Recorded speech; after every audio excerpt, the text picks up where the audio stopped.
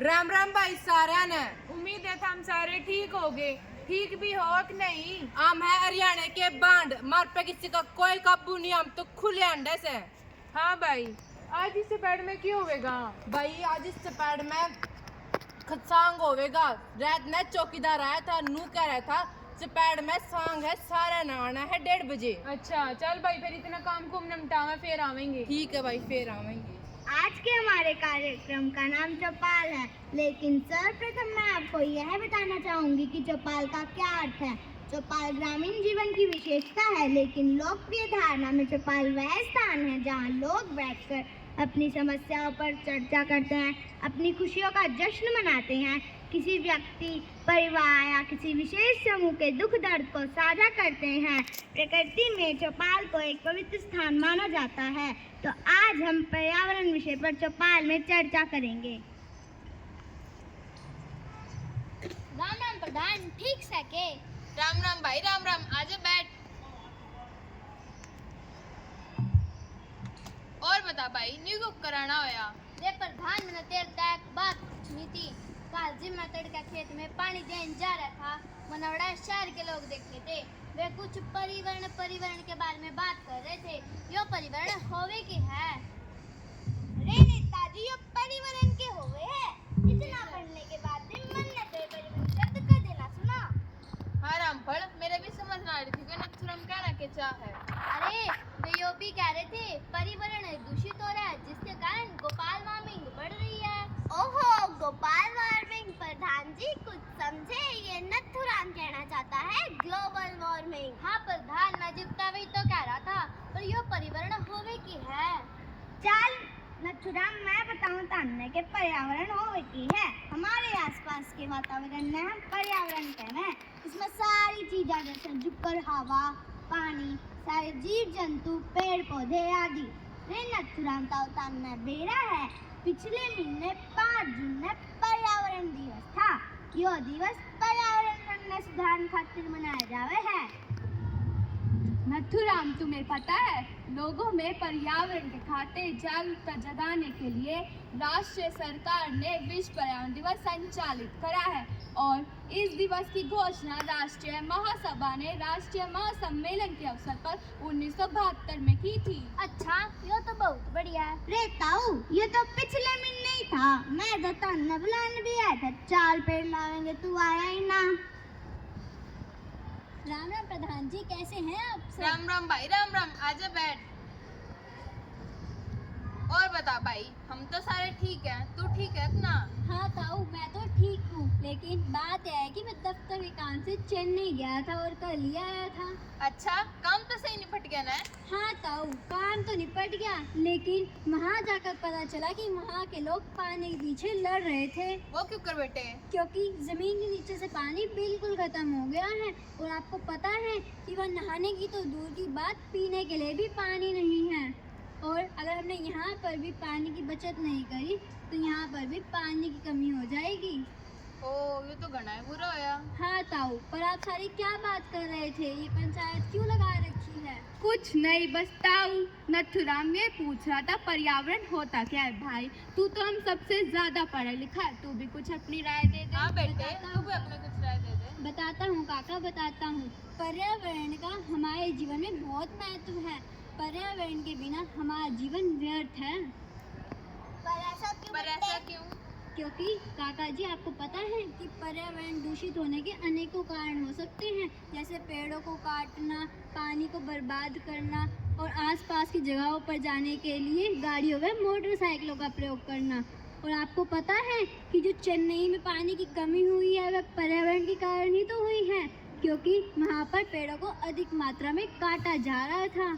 और अब आप कल की ही बात देख लीजिए कि वायु प्रदूषण इतना बढ़ गया है कि सरकार को स्कूल बंद करने पड़ गए थे। लेकिन अध्यापकों ने कक्षा जारी रखी और ऑनलाइन कक्षा ली, पर सभी बच्चों ने तो ऑनलाइन कक्षा ली ही नहीं। कुछ ही बच्चे ऐसे थे जिन्होंने ऑनलाइन कक्षा ली, पर बच्चों को नहीं पता कि उन्हें उनके उज्जवल भविष्य के लिए पढ़ाई जरूर करनी पड़ेगी। हाँ भाई, तुम तो सही कह रहे हो, बच्चों को पढ़ाई करनी चाहिए। वास्तव में ही प्रदूषण बहुत बढ़ गया है। आपको पता है कि जब भी हम घर से बाहर निकलते हैं तो हमारी आंखों में जलन होती है। हाँ भाई। और क्या आज से पहले आपने इतना प्रदूषण देखा है कभी? बिल्कुल नहीं। बेटा हमने आज से पहले इतना प्रदूषण कभी भी नहीं देखा था। और हमारे जमाने में तो चाहे कितना पटाखे फोड़ लो कभी पोल्यूशन नहीं हुआ था। और आजकल थोड़े से पटाखे फोड़ दो दुनिया भर का पोल्यूशन हो जाए। अरे मास्टर जी, मैं तो बातों में भूल ही गया कि आज तो मेरे को एसी लेने जाना था और आप मेरे साथ चलना, क्योंकि आपको चीजों की ज्यादा परख है। घर में बहू बालक गर्मी से परेशान हो रहे थे, बहुत दिनों से एसी लाने की बोल रहे थे। मैंने सोचा कि आज ले ही आऊं। ओहो, इतनी देर से हम पर्यावरण की बात कर रहे थे और तू फिर भी एसी की बात कर रहा है। तुझे पता है एसी से कितनी बीमारियां फैलती हैं? एसी में रहने से सिर दर्द, डिहाइड्रेशन और माइग्रेन की शिकायत हो सकती है। एसी को घर लाना मतलब बीमारियों को घर लाना है। एसी मानव स्वास्थ्य के लिए ही नहीं बल्कि पर्यावरण के लिए भी बहुत हानिकारक है। हाँ मास्टर जी, लेकिन शहर में तो बहुत गर्मी होती है, जिससे बचने के लिए वहाँ एसी का प्रयोग करना जरूरी है। ये तो तूने सही कही बेटे। परिस्थिति के साथ आदमी ने भी ढलना पड़ा है। हमारे जमाने में वातावरण बहुत शुद्ध और साफ होया करा था। सब कुछ हरा भरा हुआ था और बहुत हरियाली होया करा थी। लोग रात में छत पे खाट बिछा कर सोया करे थे। काश हम भी इसका आनंद ले पाते। बेटा गांव में तो किसी के भी घर में एसी ना होया करा था। सबके घर में कूलर और पंखे होया करे थे। और जब इन्वर्टर खत्म हो जाता था लोग रात बिजली ने तो हवा करा करे थे। हाँ भाई, आप तो सही कह रहे हो, पर ग्लोबल वार्मिंग इतनी ज्यादा बढ़ रही है। बेटा, हमने ग्लोबल वार्मिंग तो सुना है, पर ये होता क्या है? अरे नथुराम, ये भी तो तक बताई थी। गोपाल वार्मिंग नहीं होती, वह ग्लोबल वार्मिंग हो है। ग्लोबल वार्मिंग से पृथ्वी का औसत वार्षिक वायु तापमान बढ़ रहा है। ग्लोबल वार्मिंग पर्यावरण को प्रभावित करती है, जिससे ग्लेशियर पिघलते हैं, समुद्र का पानी बढ़ता है, वर्षा में बदलाव आते हैं तथा बाढ़ और सूखे की स्थिति पैदा होती है। ओहो, अब समझ में आया। ग्लोबल वार्मिंग नहीं, ग्लोबल वार्मिंग कहना चाहे है। भाई, हमारे जमाने में तो इतनी गर्मी होती ही थी, लेकिन अब गर्मी ने तोड़ दिया है। नहीं, सूरज तो भी उतना ही तपता है और पहले भी इतना ही तपता था। पर ओजोन चादर जो हमें सूरज की गर्मी से बचाती है, वो अब पतली हो रही है। पर ये ओजोन चादर पतली कौन है? दरअसल जब जीवाश्म ईंधन जलाते हैं तो वह एक कार्बन प्रदूषण वातावरण में रहता है, एक कंबल की तरह काम करता है। आज वायुमंडल में इतना ज़्यादा कार्बन प्रदूषण है कि मौसम में बदलाव आ रहे हैं और गर्मी बढ़ती जा रही है। जलवायु परिवर्तन पर नजर रखने वाले वैज्ञानिकों का मानना है कि 99% वैज्ञानिक इस बात से सहमत है कि जलवायु परिवर्तन का प्रमुख कारण हम मनुष्य ही हैं। मनुष्य पेड़ों को काटते जा रहे हैं। वह अपने ऐशोआराम में इतने लुप्त हो रहे हैं कि उन्हें प्रकृति की फिक्र ही नहीं है। वह अपने आने वाली पीढ़ी को भी खतरे में डाल रहे हैं। हाँ भाई, आप सही कह रहे हो। लोग छोटी छोटी दूरी पर जाने के लिए गाड़ियों और मोटरसाइकिलों का प्रयोग करते हैं, जिसके कारण प्रदूषण होता है और वातावरण में कार्बन डाइऑक्साइड बढ़ती है, जिसके कारण अधिक गर्मी हो रही है। हाँ, मैं मानता हूँ कि पर्यावरण को हम इंसान दूषित कर रहे हैं, परंतु हम इसे बचाएं कैसे? प्रदूषण से बचने के लिए हमें ज़्यादा से ज़्यादा पेड़ लगाने होंगे, प्राकृतिक संसाधनों का कम प्रयोग करना होगा और प्लास्टिक की चीज़ों में परहेज करना होगा और कूड़े कचरे को कूड़ेदान में ही फेंकना होगा ताकि स्वच्छता बनी रहे। हाँ भाई, मैं तो पर्यावरण का पूरा ध्यान रखता हूँ। यो देख, मैं तो सूती कपड़े का थैला इस्तेमाल करता हूँ। इससे पर्यावरण दूषित भी नहीं होता और प्लास्टिक का उपयोग भी नहीं होता। आजकल के लोग तो सब्जी और फल लेने जाने के लिए भी खाली हाथ चले जाते हैं, जिससे उन्हें सब्जी और फल प्लास्टिक के पॉलीथीन में ही लेनी पड़ती है। पर ये बहुत गलत है।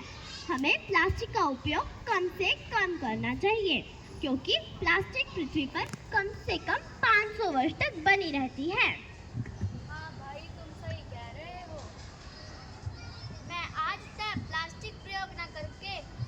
से बने थैले का इस्तेमाल करूंगा और दूसरा ना भी कपड़े से बने थैले का इस्तेमाल करने की सलाह दूंगा। हाँ भाई, इसका एक और फायदा है, तुम इसे बार बार धोकर भी इस्तेमाल कर सकते हो। हाँ भाई, तुम्हें पता है कि मैं भी पर्यावरण का पूरा ध्यान रखता हूँ। तुम्हें पता है कि कुछ दिन पहले मेरे घर पे कुछ शहर के लोग आए थे। वो मेरे घर के पास वाली ज़मीन को खरीदना चाहते थे। और प्रधान जी, आपको तो पता है ना मेरे घर के पास वाली ज़मीन का। हाँ बेटा, एक बार की तो मेरे घरे भी सिफारिश लगाना आए थे और एक बार तो मैंने भी आ कर दी थी, पर एक बार तो अंकित ने मेरी भी बात नहीं सुनी। हाँ ताऊ, पर अगर मैं उनको वो ज़मीन दे देता तो उसका नुकसान तुम्ही को उठाना पड़ता। वो कैसे? क्योंकि वे उस ज़मीन पर फैक्ट्री लगाना चाहते थे जिससे बहुत ही हानिकारक धुआं निकलता है और वो हमारे स्वास्थ्य और पर्यावरण के लिए हानिकारक है। हाँ भाई, आप तो सही कह रहे हो। सही करी बेटा तने। हाँ ताऊ। नेताजी, एसी तो लेना, लेकिन एक बात का जरूर ध्यान रखना, उसका तापमान 16 डिग्री पे मत करना। ऐसा क्यों? क्योंकि ज्यादा एसी चलाने से झुर्रियाँ पड़ जाती हैं और अगर एसी चलाना ही है तो उसका तापमान 24 या 26 डिग्री पर ही रखना। और एसी के चक्कर में प्राकृतिक हवा को मत भूल जाना और एसी चलाने के चक्कर में अपनी प्राकृतिक हवा को मत भूल जाना और कोशिश करना काम उसका कम से कम प्रयोग हो। ठीक है भाई, मैं एसी तो खरीदूंगा पर उसका उपयोग कम से कम करूंगा और उसका तापमान 26 डिग्री पर ही रखूंगा। अच्छा, मैं एक बार आप सबसे पूछना चाहता हूँ कि क्या आप ऐसे वातावरण में रहना चाहोगे जो अस्वस्थ और दूषित हो? बिल्कुल नहीं। तो हमें एक बात याद रखनी होगी कि पेड़ पौधे लगाएंगे हम, पृथ्वी को बचाएंगे हम। अगर प्रदूषण जो इतना फैलाएंगे तो आपदाओं से कैसे बच पाएंगे? कुछ नहीं होगा, केवल दिवस मनाने से। पर्यावरण शुद्ध और स्वच्छ होगा पेड़ लगाने से। पेड़ पौधों की हरियाली, इसमें छुपी हमारी खुशहाली। धन्यवाद। आगे भाई। हाँ भाई, आ गया भाई। बड़का ने तो कितनी तोड़ बैठ दिया। भाई कति चाड़ा कर दिया, लटसा गाड़ दिया बड़का ने तो। सही कहा भाई, एक नंबर का था भाई जो भी था। भाई हम तो सारे उरेन प्रेन की बात मारा था, लेकिन बड़का ने तो उरेन प्रेन की बात में सारी दुनियादारी दिखा दी। सही बात है भाई, एसी में रहने थारा भी कुछ पल्ला पड़ेगा कि नहीं? अगर बस क्या गए बीम जाने का कोई फायदा नहीं। ठीक है भाई, ध्यान रखियो, पर्यावरण बहुत जरूरी है। अगले साल हम फिर आएंगे, कुछ नया करेंगे, कुछ नया सीखेंगे। सारे हमारी राम राम, जय बाबा की।